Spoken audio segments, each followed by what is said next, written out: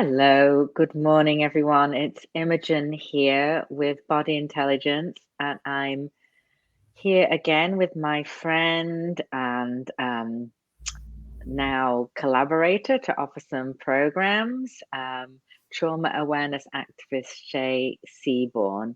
And I'm going to be talking to Shay today about a kind of difficult subject of flashbacks, which is something that many people who've experienced trauma experience or deal with. So I'm thinking we should just kind of get right to it, Shay. What is a flashback in this context? Many of us, it's used kind of in our language in a bit of a throwaway way that might sound like it's more just a memory, or if you're thinking about films and movies, it just means a scene from the past that's being shown, but that's not what you're talking about, obviously. No, I'm actually talking about a neurophysiological experience. Memories, regular memories and flashbacks are memories. Regular memories, though, are encoded as explicit. That means we can remember facts and events. And flashbacks, in a flashback, the information is encoded implicitly, which means that it's subconscious. So flashbacks are not memories that you consciously have at that point.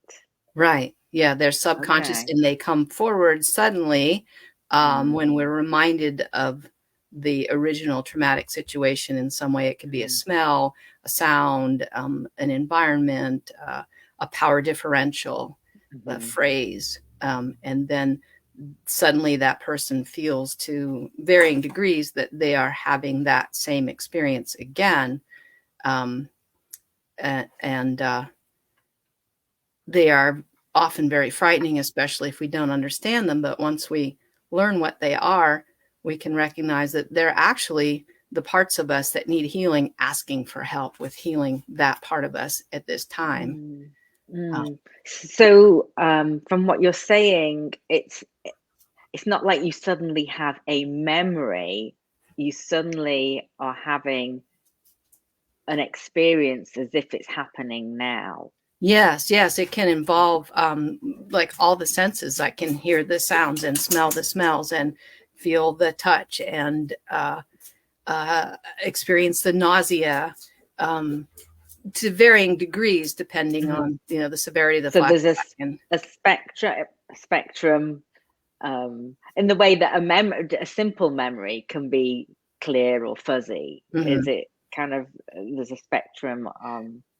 Yeah, there's just apparently there are like three main types, but there's so many varieties within that, as far as I can tell. We can have them a body memory, which would be like I just described, where we're feeling the sensations and it really feels like an experience. It can also be an emotional flashback, where for me, this happens often on around anniversaries, where all of a sudden I notice, gosh, for the last several days, I've been feeling really agitated or whatever it is. And then I realize, oh yeah, this is usually the second anniversary of something awful that happened is usually the worst. And so recognizing that that's an emotional flashback and helps me understand how I can take care of myself. That sounds quite similar to what a lot of people experience with grief, that anniversary thing, which I guess is a type of trauma in a way, or can be. Yeah. I would say, somebody who lost somebody close, especially, under particularly difficult circumstances, would be having a kind of emotional flashback around an anniversary. It would be very common. And you said there was a third kind as well? Yeah, the dissociative type, where the person feels like they're not in their body, like there's a sense of unrealness, or even like being in a movie. I've had that a lot. I'm in somebody else's movie. Get me out. That's fascinating, actually. So when you're in the flashback, do you know you're in a flashback? I do. I have for a long time because I've learned a lot about flashbacks. The first one I had, I had read about. I had a body memory of a very early abuse scene, and if I hadn't learned about it in advance, I would have thought I was crazy because it was the weirdest thing to have this horrible memory come up seemingly out of the blue. Now looking back, I can recognize, oh yeah, there was an exact trigger right there. It made perfect sense. But it was for something I had not, I did not have explicit memory of.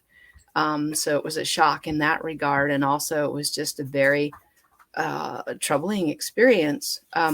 Now I know that I'm in a flashback. And I can actually make choices during the flashback, not to the degree I would like to, but I can. And that changes things quite a bit.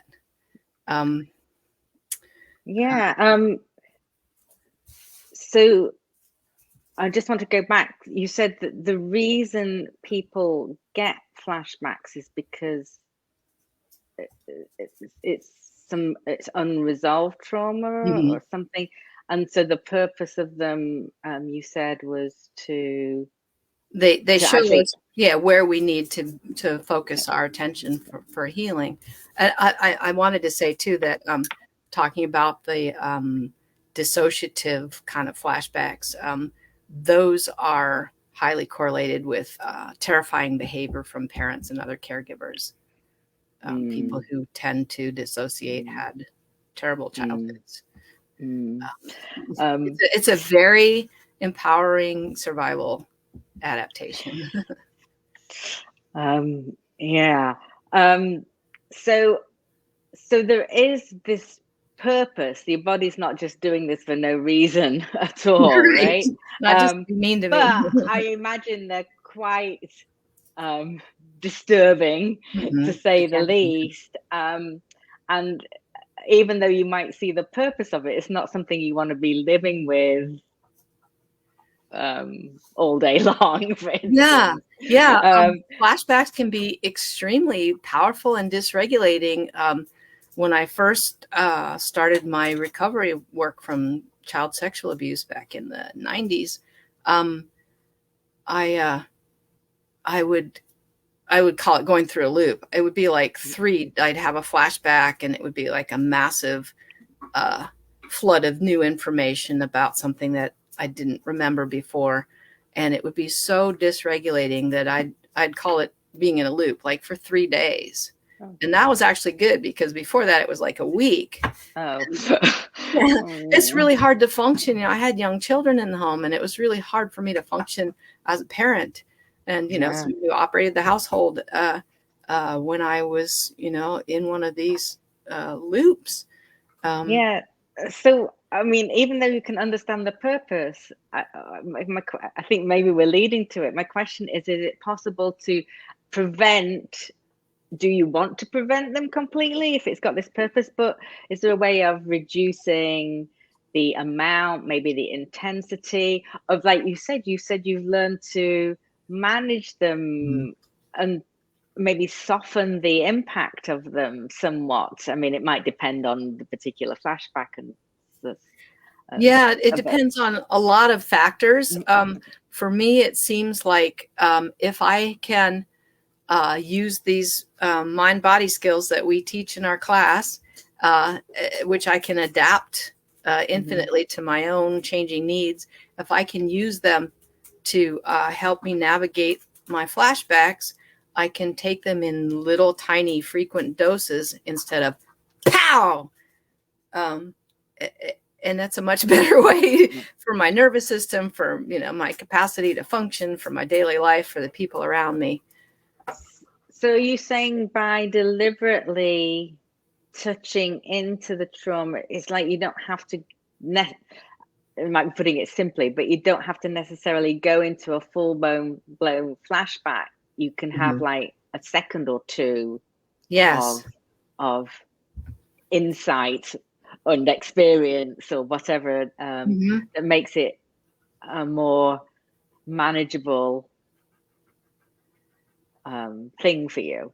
Yeah, because I mean, the nature of a flashback is that it's overwhelming. It is a memory in the body, an implicit memory of something that was overwhelming. So if you experience it, you're going to have that similar kind of feeling again. And if you can do it in just a little bit, then it's not overwhelming. I've had flashbacks that I had one that knocked me out. It just took my brain offline. I woke. I was standing in the shower and I woke up crumpled against the wall, sliding down the wall. They are really, really powerful. I've had others where the whole top of my body was like thrashing around so much that I was afraid I would hurt my neck, and I couldn't do anything about what was happening, but I could recognize I was having a flashback and protect my neck and have that little bit of space between me and what was happening so that I could be more of an observer, which makes it feel a whole lot more safe. And now I still have flashbacks. Usually if I haven't been doing my titration work, like say I go away for a couple of days and my schedule's off and I don't have the time alone that I need to do this work, then, I come home and have a flashback. It sounds like you're not having them here, there, and everywhere when you're out. I mean, I guess it's possible, but more likely there's something that your body recognizes being in a safe place to. This is now going to come out.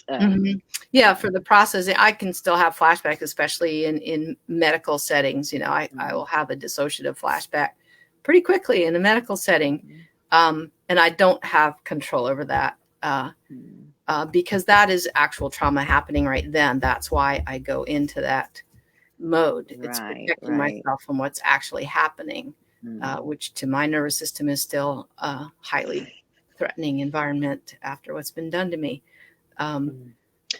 So yeah, normally aside from that, I don't have flashbacks around other people because they wouldn't know what to do. They'd be calling 911 and that would be like the worst thing. I'd end up in the cuckoo's nest again and that would be awful. So yeah, it's self-protective to only do this in, my private space. And because of this work and because of working with my NARM therapist and building the safety between me and her and the trust over a year and a half of weekly therapy where she's never done anything to shame, blame, minimize, or pathologize me. And she helps me regulate. Recently, I've been able to touch into the trauma vortex during session and share that with her and have her witness that, which is enormous. We need to have other people witness our burdens, our dysregulation, and they can help us share that and come into regulation, and it builds a bond. So what I've heard, one of the many things I've heard in terms of preventing or reducing the intensity and such, is that there's two key things that I heard. So you can tell me if I've picked out the right things.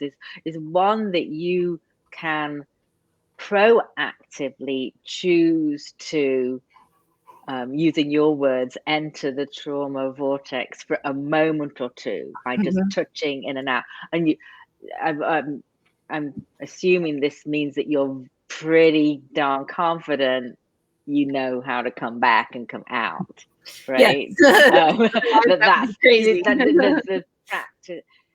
So there's practice with that. So that then that gives you the ability to do this. But the other piece is that during a flashback that happens rather than one that you're deliberately touching into, that through learning some of the tools we've you worked on together, body intelligence tools and tools you've learned from elsewhere, has helped you, one, recognize, understand what you're going through, so it's not like but gives you, you've got a little bit more distance between you and what's going on, if that makes sense. Yes. To make it more and that space, however, more tolerable. It really makes a huge difference. Yeah. I would oh yeah, I meant to say too that the reason that this titration of the flashbacks of the trauma vortex, I point to here because that's where I have so much trauma right now that I'm dealing with, that the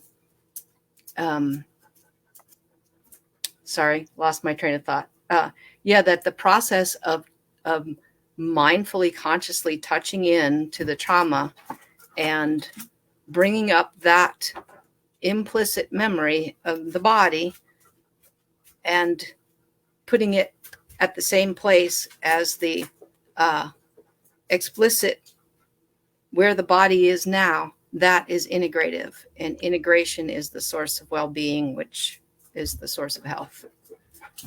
So you're saying by really knowing I'm here now and knowing that really clearly while you touch in. Yes, and you can even, I sometimes will say that, and I recommend saying that when we speak about what's going on with us, our brain secretes soothing chemicals. So if I go, I'm having a flashback, that helps my brain recognize what's going on and self-soothe. It's such basic, simple stuff. But if we don't know it, we don't know it, but we're still living it. So if we have the terms and the concepts and apply it to what we're actually doing all the time, it makes life so much better.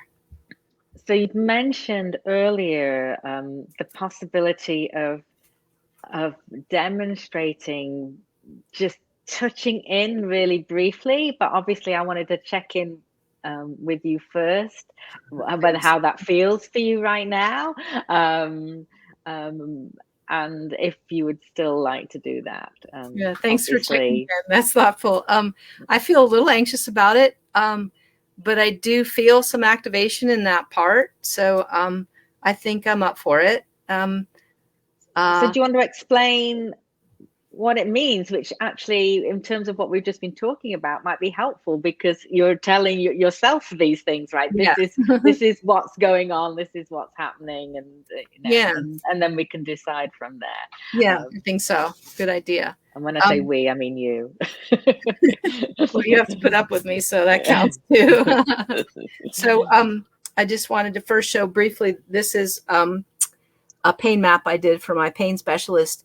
And so you can see here that there's a lot of layers of trauma there. There's injuries from physical violence from my father, and another male who hit me with a rock there, and a lot of torture in my adolescence, all involved in that, and whiplash as well. So a great deal of trauma in there.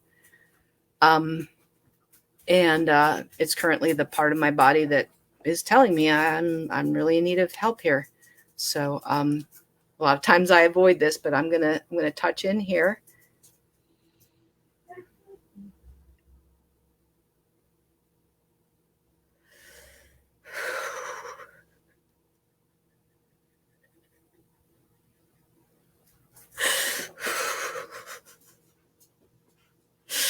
And that's enough. So yes, I'm really sorry. That looks really, really hard. So I'm gonna apply my self-soothing tools. This upper arm self-havening works really well for me, and this is part of what makes me able to do this, is that I have these resources that I've developed. I've learned, oh, this is a thing that really helps me. It might not help you the same, but for me, it's like, oh yeah, I do. I am free to notice ease. And it's like squeezing the toothpaste out. It just, I feel so much better doing that. And we do work a little bit with this havening and other gestures that can be self-soothing Mm-hmm. in Yeah, our and others. Yeah. I mean, that's the thing. The work we do, I love it so much, and it's such a core of my life. And I recognize there are other mind-body practices that could be as beneficial and could be used in the same way. I just don't know them, so I can't really talk about them. And I love this, and it works so well, and it's infinitely adaptable to the individual. So I go with my strengths. So yeah, that was it. That I really want like to. 10 seconds or something. Just thank you for doing that and sharing that with us. And it looked incredibly hard, and it was very brave to do it. I think it's brave of you to touch in deliberately anyway. It sounds like it's really necessary, and that's why you do it. Yeah, I do and it. to do it on camera for us for a few seconds. Yeah. Thank you. Yeah, it was a little hard, but I feel like it's so important for people to understand that this is possible.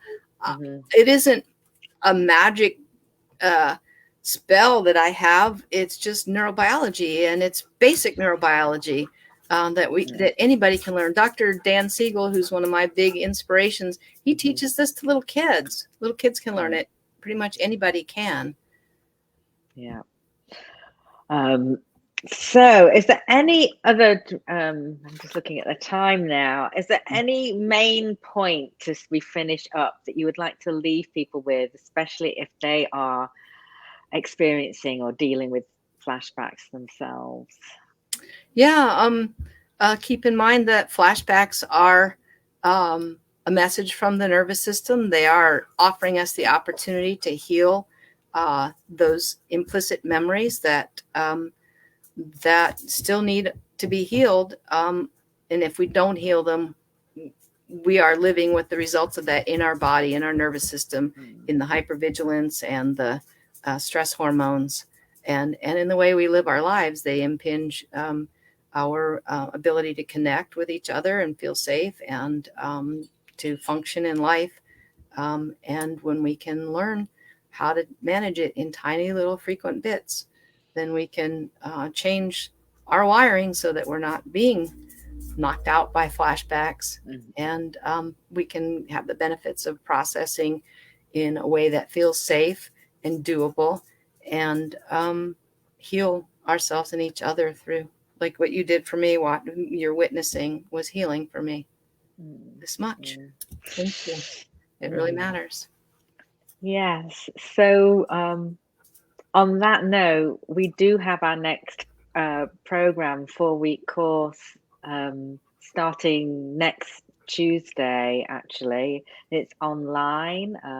The classes of this course will be at 6 to 7:30 p.m. Eastern on Tuesdays for just 4 weeks. And basically learning the basics. It's called Foundations of Regulation, of being able to do bit by bit little small things for yourself. And you don't have to be experiencing flashbacks. It's for anyone with any sort of dealing with any sort of trauma or chronic stress. Everything we teach helps you tiny bit by tiny bit, right? Be a little bit more regulated so that you can cope with life a little bit more easily. Widen your window of tolerance as well. Yeah. Both very important. Yes. All right. Thank you again for doing this interview today. We'll talk about something maybe slightly more fun next time, although it was really interesting and fascinating and important to talk about this. Thank you. I appreciate the opportunity. Okay. Thank you, Imogen. All right. Bye-bye. Bye, everyone. Bye.